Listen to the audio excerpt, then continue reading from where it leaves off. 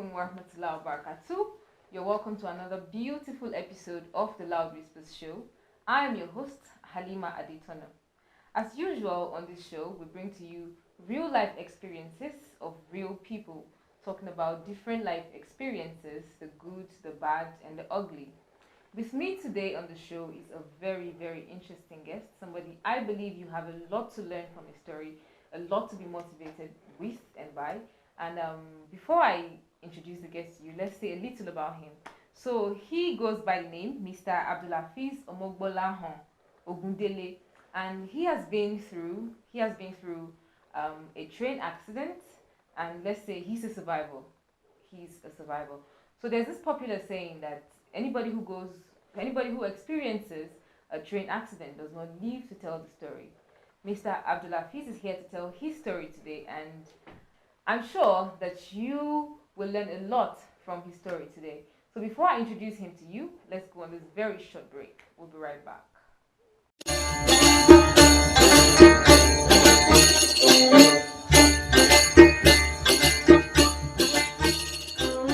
Welcome back. We're still on the Loud Whispers show. As I said earlier, I have an interesting guest with me today, Mr. Abdulafiz, someone who has been through a life-threatening experience, a traumatizing one, a train accident. So he's going to be telling us his journey, taking us through his journey, talking about his how it happened, everything that happened through the process, his healing and recovery process. So let's welcome Mr. Abdulafiz. Assalamu alaikum wa rahmatullahi wa barakatuh. Walaikum salam wa rahmatullah. Thank you so much, Mr. Halima. Thank you very much for coming on the show with me today. I am glad to have you here. So I have said a little about you. Let's just say I know your name. I don't know what you do and all of that. So please, who is Mr. Abdulafiz? Thank you so much. I'm a young guy. I'm a Yoruba by tribe. I'm from Oshun, but born and bred in Ogun State. Oh, wow. I'm a trained historian. Presently, I live in Abuja. I work as a teacher. I'm an educator, and I'm also a coordinator of a particular NGO known as Social Media Evangelism and Advocacy Foundation. And I'm also a volunteer to different NGO as well. Oh, wow. You sound very vast. I mean, you do education. Let's say vast in education, because volunteering and doing your NGO requires you teaching and educating people too. Yes. So you're welcome on the show, and like I said earlier, I'm talking about your experience with the train accident. So I want to know what it was like before the accident, what your life was like before the accident. So what was happening at that period? What were you doing?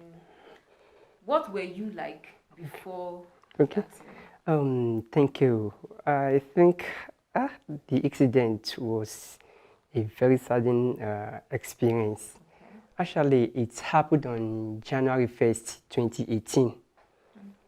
I traveled to Ogun State. Okay, so we want to talk about before that experience. Yes. Were you in the university? No. primary I was school? working as an educator with Voyage International School. I was working. I traveled to visit my parents. I traveled home. So on my way coming to Abuja, that was when the accident happened. Okay, before I actually want to understand what you were like. What were your aspirations? Okay, well, we don't plan for bad things. Yeah, sure. Well, of course. So what was life like then? Okay, was it so bubbly? You were just there living life. I'm able to be a sportsman. I'm a trained taekwondoist. Oh, wow. Yes, trained with taekwondo and I do other sports before that time. And I also involve myself in many things, like physical things. But after the accident, there are a lot of things I cannot do again. Okay, so let's go into the accident now. Okay. So how we want you to be as descriptive as possible. Okay. So how did it happen? When did it happen? And Actually, that was the first time I joined train and travel with train. That was the first time. oh, you were traveling by Yeah, train? yes, that was the first time. Though From I, where? I was coming from Ogun State, to Minna. I was going to Minna. Oh, I joined the train at Abeokuta, Lafayette Abeokuta. Though I've been in Lago, I was born in Lago. So behind our house, there's this railway station there. I used that train. I said one day I'll enter this train, but on that fateful day, that was on December 29, 2017. Wow.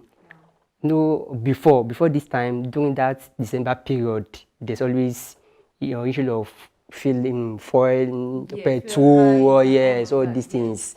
So So that on was my why you considered yes, going by and train. also I'm also into some buying and selling of clothes as well. So on that during that time, I actually traveled to Lagos. I bought some clothes that I will sell to my co-educators in school and other things. So because of my load and the hike in transportation fare, Yes. so I had to join train. So on that 29, we moved from Abeokuta. So when we got to Oshogbo railway station, the train derailed. So we slept like 2 days. The third day we continued our journey. So you spent 3 days Yes, on that journey. yes. So when we got to Ilorin on that 1st of January 2018, around 2:30 to 2:35, sha. So as AM. PM, so I just heard a call to solace. So I was like, let me just use the opportunity to pray. So that was my intention. So nobody forced me. I got from the train. I went to mosque to pray. After performing ablution, my intention was to pray Zuhr and pray Asri because Together. yes. So it was when I finished that Zuhr, I heard the sound of train. The thing is, the orientation had was train will horn 3 times before Before you moving. move. But I don't know what happened to the driver. Maybe you on once, it started moving. But because of my load and all that things inside the train, and I've not experienced that before. Yes. So people were rushing and all this. So I also now I had to about I left the mosque. I was also running. So that train I started moving before I got there. So my intention just to jump inside the train to enter by force. So and there is this handle Yes. beside train. Yes. So my intention was to hold the handle and enter. But because it has started moving, so before I could hold the handle, it has shifted a little bit. So the train has coaches. Yes. So that is the second coach that hits me from the back. So that was the Was last that thing like I a remember. curve? Was that like was it rail like on a curve? No, just moving. Just the only thing is what I supposed to hold. Missed. Yes. So I was trying to regain. Just with the coach behind my own hit me from the back. So that was how I fell. I was even lying down on that rail. According to people, because I didn't know anything again. So he said, Was I that like was the last coach? no, I was I didn't even know the number again. I didn't know again. So people said I was lying in between one tire and the second tire. I was in between. That you don't know what actually pushed me, so that the tire just moved. That it's it's not up to 2 meters. Wow. Where I was lying down before I shifted and the train just Went smooth. yes. So and at a time I was actually praying that I should die because of the But pain. at that time, did you know anything? Did you see yourself? Did you what was the last thing you remembered? The last thing I remember was I fell down. That was the last thing I remember. Blanked out. Yeah, I didn't even know anything again. When I regained conscience, When you regained your consciousness, my consciousness, we were already at the hospital. you just found yourself. Yes, I lying. didn't even know anything again. I didn't know anything again. So what was it like? I mean, what was the first thing that came to your mind when you found yourself in the hospital? I Were knew. you thinking about your clothes? No. That was on the lighter mood. Even though at the time, according to people, I was asking them that, um, what's going on here? I was asking them what's going on here. That am I still in Nigeria or where am I? Am I a dead person? I'm just asking a different question. Yes, because I had mark here. It's like it also affects my. Did you feel pains? At the time, I was feeling like I was holding my breath that I should just die because of the pain. That was really a traumatizing experience. Okay, let's go on this very short break. We'll come and we'll talk about the aftermath of the accident.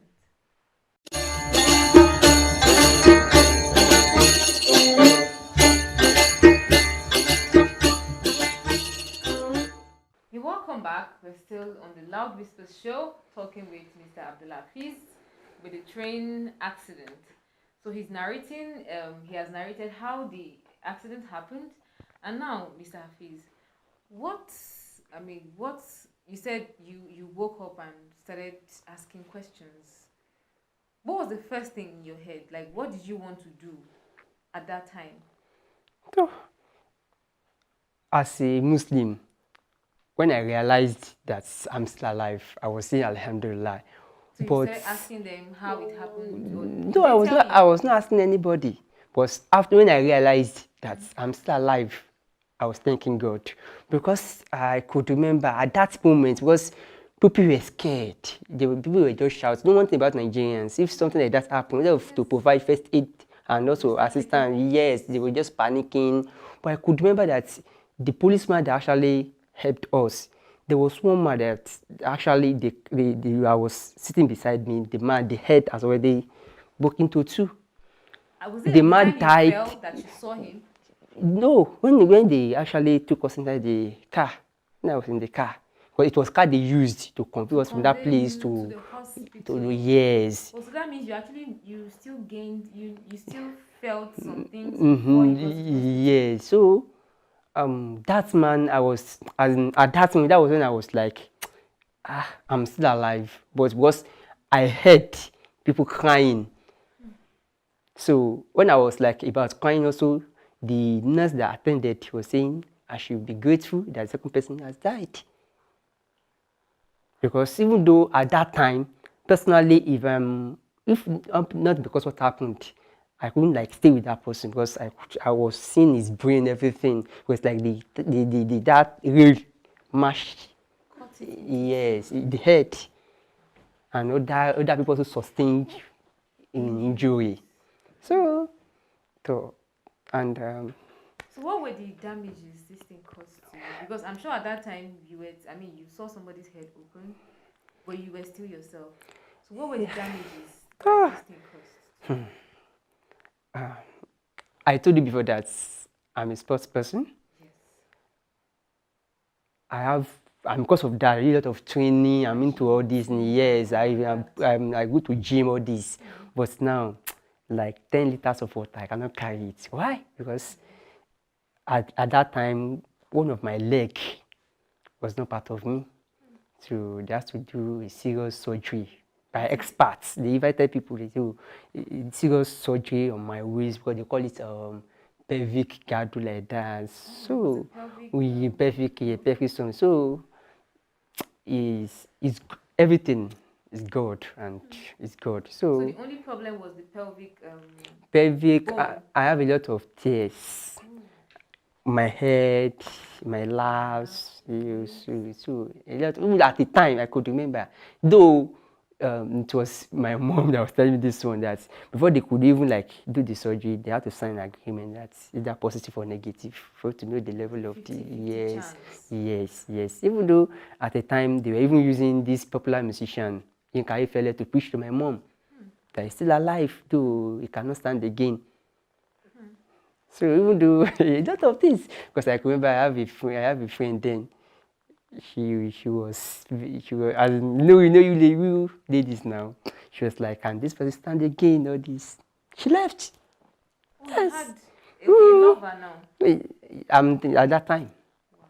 She was scared of that because only there are people that because even though what people were even saying is spinal cord, Even the doctor is already when we went for this what they call X-ray or this is now, they said where I'm having issue with my this in spinal cord Yes. is very very close that it's God, nothing else. So talking about people leaving you, what was the support like around you at that time? Wow. Who God, were people? I mean, people. I'm sure some people stood by you. Some people would leave. So what was it like generally at that time? people stood by me. People. So number one is God. A lot of people. A lot of people. A lot. I couldn't remember, but that time I was still working with a Voyage International School. My the chairman of the school, he really tried. He funded more than 60% of the bill spent in the hospital. A lot of friends, family members, everybody. So Alhamdulillah. Alhamdulillah. So what was the aftermath of the whole thing? How many months did you get to spend in the hospital? What was the recovery process like? oh, though according to doctors, Yes. they said I will use the wheelchair because I used wheelchair. Oh, They said I will use the wheelchair for 3 months. After that, I will be using crutches. That they said I should be using crutches. But as God, look at as you. so I used the wheelchair for just like a week Wow. before I started using crutches. Wow. So even though up till now, that's using crutches. They said I should not stand. They said I should not be carrying this thing now. But as I'm in Abuja, nobody here, so but I don't believe that everything has been God. So Alhamdulillah. Alhamdulillah, you're really been through a lot, I must say. So at this time, what was your aspiration while on the hospital bed? What did you feel like? What did you want to do? What was your thought about life? that time, that experience made me to have more faith in God. Because at the time I was asking myself that from train I went to mosque. On my way coming back, I had accident. What happened? I was like, is the God we are serving not the true God? But I was like, what if I didn't go to mosque? I went to maybe to ease myself. Maybe I will even die. Maybe it's because of the prayer that even like saved my life. So on that bed, because I could not even pray, I was just saying Alhamdulillah. And I rejoiced, Alhamdulillah. So I realized that this life is whatever we are trying to acquire, they are just ephemeral, they are nothing. So since then, I didn't like whatever I want to do, if I'm able to achieve it, if otherwise, because I just believe that on that day, the physical person that died was also coming from mosque, like me, and he died. So while on You bed, two were coming together from the we mosque. were coming together. We were coming together, that man. We were coming together. So, I just and while I'm on bed as well. No, the only thing is just while I'm on bed, because of pain. You know all this surgery now, they have to be given all this like what of this thing, tramadol because of the pain. Something to make There are some drug like also one drug like 20,000 naira because of the pain. So that will be different drugs. Right? And my mom was with me. The woman was, that time also, for you to know, this ECOP delayed the operation. But that was an effect from the No, accident. no. This one just came like that. So because of the Doctors could not and once explain about that ECOP, immediately give me injection any drug like this, thing will escalate, will increase. So but with prayers and all that. So because when I had the accident on that first, they planned to do the operation on the 7th, that's following week. Yes. They could not do it because of that hiccup. That bed I was lying on now, if hiccup start, and you'll be pushing me and bed together. No, I could not use anything again. Doctor, you don't know what they were confused. They don't know what to do. They could not trace At the reason for the times, cancer. I would seize my breath. I should just die. But I would just look at my mommy face. Innocent woman. I would just be pissing that. But personally, I want to die because of Bless pain. her. Because of pain. Because of pain. So it looks like your mother was the only person that sat. I mean, other people were supportive, but she was. Other friends, people were visiting, but she was with me permanently. That's one thing about mothers. They never So, leave your side. So that is, but another thing is at that time also when when I was like trying to like recover, I was some people they were using pipe to feed them. So it's like, When you were eating normally. yeah, at the time I started eating. But before that time also I could not eat. But when I started recovering now, I saw people there using pipe to give them food, other things like that. So meaning that there's no how your situation is. If you get to hospital, you'll be thankful. Yeah, I'm telling you. So Worst situations. Alhamdulillah for you. Alhamdulillah. May Allah continue to protect you. um, So, talking about the whole recovery process now, what are the factors? What are the factors that you can point at that led to a speedy recovery for you? Maybe not speedy, but what are the factors that led to your recovery? for me not to be an ingredient, I will just say it has been God. Of course, Yes. of course, it was God. And I But want what to, other factors now? I do a lot of exercise as well as I am now. Though they are advised not to be doing that, but I'm still doing some exercise on my own. I take a lot of foods. And that was, Okay, so do you think it was as a result of a doctor's effort? Like maybe a particular doctor did not want to give up on you? What was the hospital treatment like? What was the treatment general? How did the nurses and everybody treat you? Because some hospitals are very nasty. Some staffs of the hospital are really nasty. So what was it like? Did those people contribute to your healing process? Did you have a physiotherapist? Did you have somebody helping you re-engineer your mind? name is that avenue to give kudos to staff of National University Teaching Hospital, University of Ilorin. Doctors there, they are excellent. They really tried. They are always up to the task. So they really tried very well. They really tried very well. So they were part of. Yes. Okay, alhamdulillah, alhamdulillah. So let's go on this another short break. Let's go on another short break. When we come back, we'll continue. In the 21st century, you are not limited by your geographic location. With an effective use of media and the internet, you can speak to billions of potential customers at a go. Invest in advert and broadcast to generate brand loyalty and company traffic. iMedia Communications is here to help you produce and broadcast promotional videos for your businesses fashioned just for you. We offer services in video production to clients from startups to businesses, NGOs, and government agencies with a focus on advertising, marketing, and documenting. Contact us today to keep your business at the top of your customers' mind, attract new people, and keep them up to date on your products and services. We are at the forefront of event coverage and live stream of your special occasions. When you think of video production and live stream, think iMedia. Contact us at www.imedianigeria.net or info@imedianigeria.net or dial 0810 450 8155 or 0816 681 5377. At iMedia Communications, we don't give excuses. We simply get the job done in style.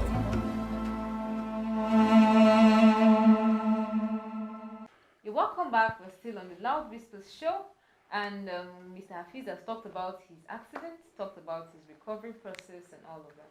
So, Mr. Abdul Hafiz, what do you think? How do you describe this whole experience? Do you think God has given you a second life? Do you feel that? Yes. Yes. Because as you have said earlier, it's very, very rare.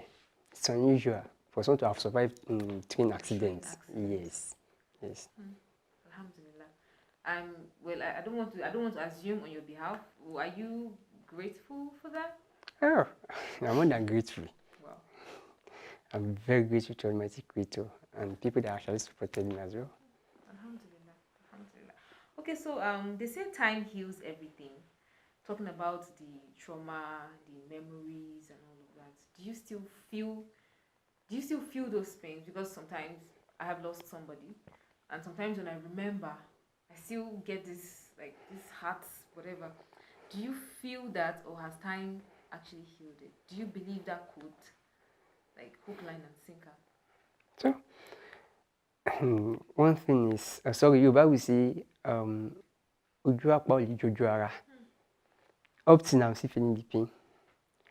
If I stand more than 5 minutes, no matter how, I'll be feeling the pain. If I carry something heavy, I'll be feeling the pain.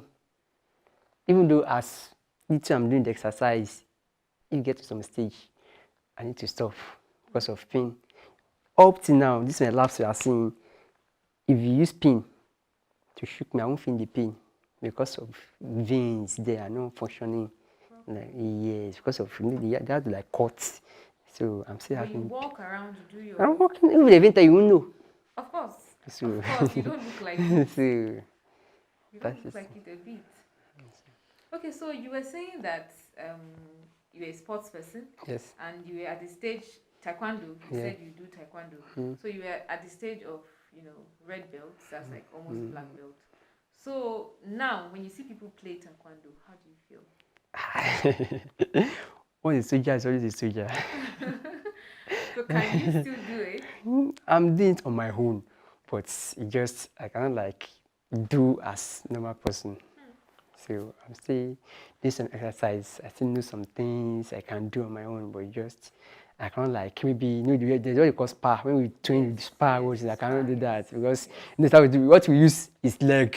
We use our leg and all that. So and we do a lot of stretching. I cannot stretch. We do a lot of all these body, all these things. So. But most especially, alhamdulillah, for life. I mean, it is one who is alive that can do sports, that can do taekwondo, that can do any other thing. So alhamdulillah, that's like the greatest opportunity we can have. So now let's talk about your advice. How would you talk to somebody who is presently in this situation? What would you recommend for the person to heal properly? Because I remember when my sister had an accident, she usually says there's this doctor that told her, don't think it is anybody. You know this Yoruba thing that so there's this doctor that told her, don't think about it at all. Just don't let your mind go there. So do you think that's also a method for recovery? And what are the methods you would recommend to somebody who is presently in this situation? So, as a Muslim, I believe anything that happens to a human being, you should just believe that God knows about it. Even though all these those people, if they exist, God knows about it. So, anything that happens to a human being, it has been written. Yes, it has been written. So one just like need to increase in belief that God knows about it. Because one thing is, anybody that will die of headache, die of stomach pain. So that's just it. That's the punchline. So anybody who will die of headache will die of stomach pain. yes. So what are the things you would recommend to somebody who is presently in this situation? Just to seek to doctor's advice. Because one thing about we Nigerians is if they tell us that we should not do this, there are some people that at that time there were some foods they said I should not be taking again. So I make sure that I don't take that food. And there are a lot of exercises I should be doing. I make sure I'm doing them. And I don't do more than I can do.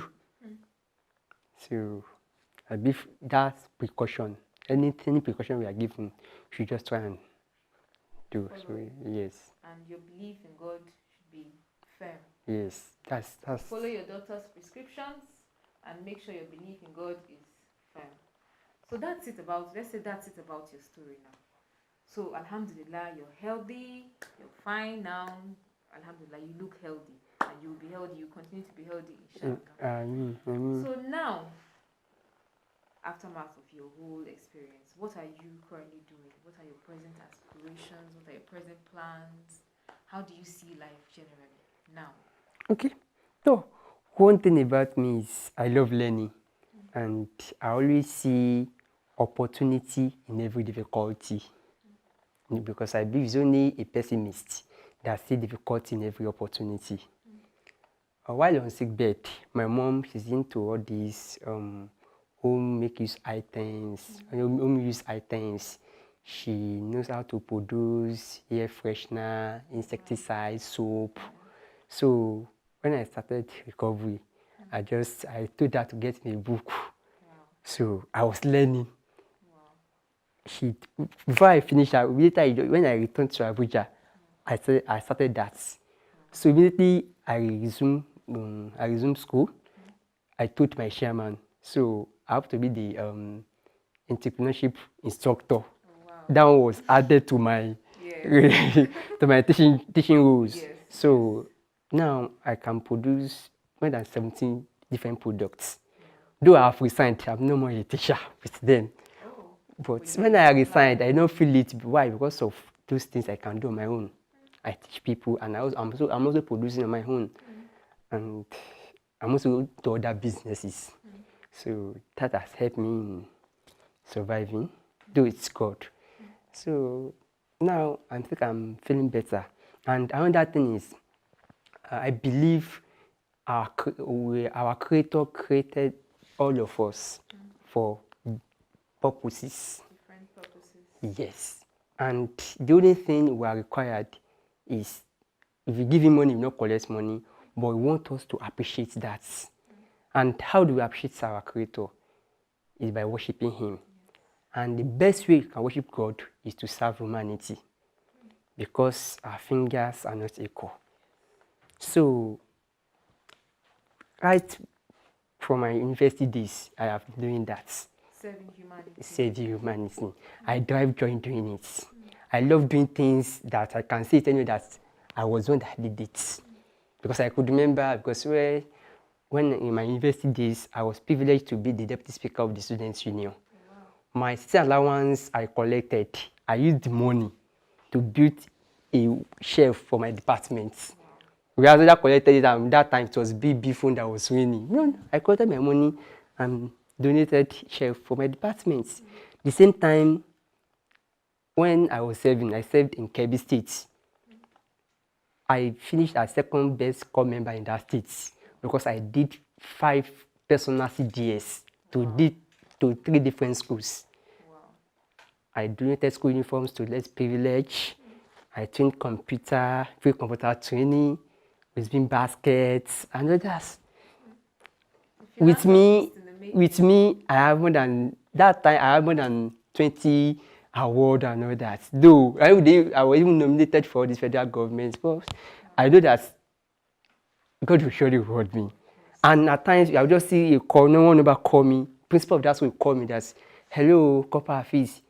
You've not seen any coming back like you. With that one alone, I'm always happy. So now, presently, thank you. Presently, there's also another NGO that I'm also a volunteer. Okay. Yes, I'm volunteering for NGO. The name is Social Media Evangelism and Advocacy Foundation. Social Media Evangelism and Advocacy Foundation.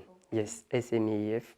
So the NGO is a registered and licensed NGO. Okay. So what do you do there? So the NGO is not political, it's not religious, but morally oriented. Because we believe that to develop this Nigeria, it is youth. If the youth, if you are able to imbibe moral training to our youth, there's hope for better Nigeria. So for the betterment of this country, believe in the youths. That's why we are trying to provide an avenue in which youth can learn things that will actually make them to be of positive value to this country. So that's what we do at Social Media Evangelism.